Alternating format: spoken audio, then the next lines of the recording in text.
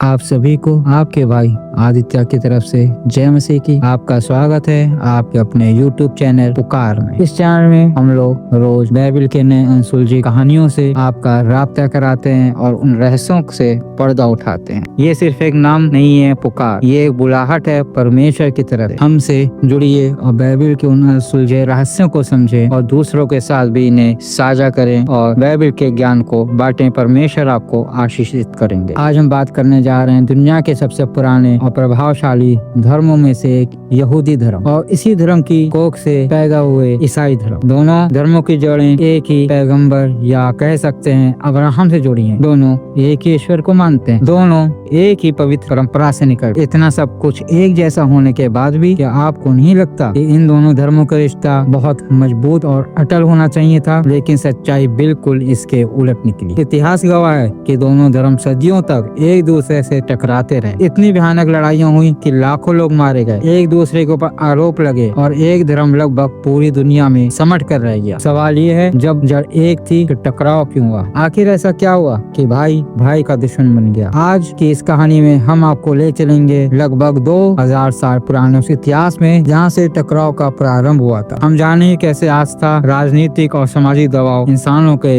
एक दूसरे के खिलाफ लड़ने के लिए खड़ा कर देते हैं। तो वीडियो को अंत तक जरूर देखें, क्योंकि जो अपना इतिहास नहीं जानता वो अपनी पहचान भी खो देता है। चलिए बिना देर करे कहानी की शुरुआत करते हैं। लगभग 2000 साल पहले जब प्रभु यीशु मसीह का जन्म हुआ, बहुत से लोग नहीं जानते थे कि यीशु खुद एक यहूदी थे। उन्होंने यहूदी परंपरा के भीतर रहकर ही शिक्षा दी। उनके शुरुआती अनुयायी भी यहूदी ही थे, लेकिन धीरे धीरे उनकी शिक्षाओं ने यहूदी समाज के भीतर सवाल खड़ा कर दिया। यीशु ने कहा कि वे ईश्वर के पुत्र हैं और वे मानवता के पापों के लिए अपना बलिदान देंगे। ये बात यहूदी मान्यताओं से टकराती थी। यहूदी एक ऐसे मसीहा की प्रतीक्षा कर रहे थे जो राजा बन के आएगा, उन्हें राजनीतिक आजादी दिलाएगा। लेकिन यीशु प्रेम, क्षमा, दया और पूरे समाज के लिए उद्धार की बातें कर रहे थे। यहीं से मतभेद शुरू हो गए। यीशु ने धार्मिक नेताओं की कठोर परंपराओं पर सवाल उठाए। उन्होंने कहा कि ईश्वर का प्रेम केवल कुछ लोगों के लिए नहीं बल्कि पूरी मानवता के लिए है। कई धर्म गुरुओं को ये बात स्वीकार नहीं थी। इतिहासकार मानते हैं कि यीशु का संदेश यहूदी परंपरा से निकला जरूर था, लेकिन उनकी सीमाओं को तोड़ देता था और यही वजह थी दोनों के बीच में विरोध और टकराव उत्पन्न हुआ। ईसा मसीह यरूशलेम पहुंचे। लोगों ने उनका भव्य स्वागत किया। वे सीधे यहूदियों के पवित्र मंदिर पहुंचे जहां उन्होंने भ्रष्टाचार देखा। मंदिर में व्यापार हो रहा था, जानवर बेचे जा रहे थे। यीशु ने इसे ईश्वर का अपमान माना और मंदिर को शुद्ध करने का फैसला किया। इससे धार्मिक सत्ता भड़क उठी। उन्हें धमकाया गया, उन पर मुकदमा चलाया गया और इसके बाद वो रात आई जो अंतिम रात कही जाती है, द लास्ट सपर, गुरुवार की रात। यीशु ने अपने शिष्यों के साथ आखिरी भोजन किया। इसी रात उन्होंने भविष्यवाणी की कि उनका एक शिष्य उन्हें